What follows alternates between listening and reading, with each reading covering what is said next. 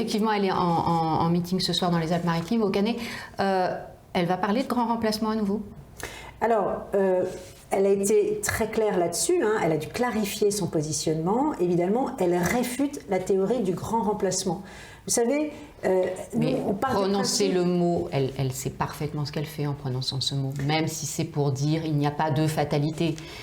Vous savez, ça a été totalement manipulé et instrumentalisé par toute la Macronie, parce qu'aujourd'hui, leur stratégie, elle est limpide. C'est d'essayer d'extrême droitiser Valérie Pécresse pour nous mettre dans le camp, en quelque sorte, des populistes et installer un duel très clair entre, d'un côté, les gentils progressistes et d'un autre, les méchants nationalistes. Même chez vous. Pour cornériser Valérie Pécresse.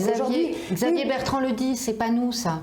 C'est pas nous, mais j'étais à cette réunion quand il lui a dit. Il lui a juste dit, il y a eu une surinterprétation des mots que tu as été utilisés, et c'est vrai que c'est une théorie de l'extrême droite et qu'elle la refute, et il lui a demandé tout simplement de clarifier sa position. Aujourd'hui, peu importe que les gens soient blancs, noirs ou métissés, ce qui compte, c'est l'amour de la France et de partager les valeurs républicaines. Éric Ciotti a trop d'influence? Écoutez, Éric Ciotti, il est arrivé premier de la primaire au premier tour, mais aujourd'hui, la seule qui ait une légitimité pour porter des convictions, c'est Valérie Pécresse. C'est elle aujourd'hui la chef. C'est elle aujourd'hui qui doit porter sa vision pour la France de demain. C'est elle aujourd'hui qui doit tout simplement assumer ses convictions et n'être l'otage de personne.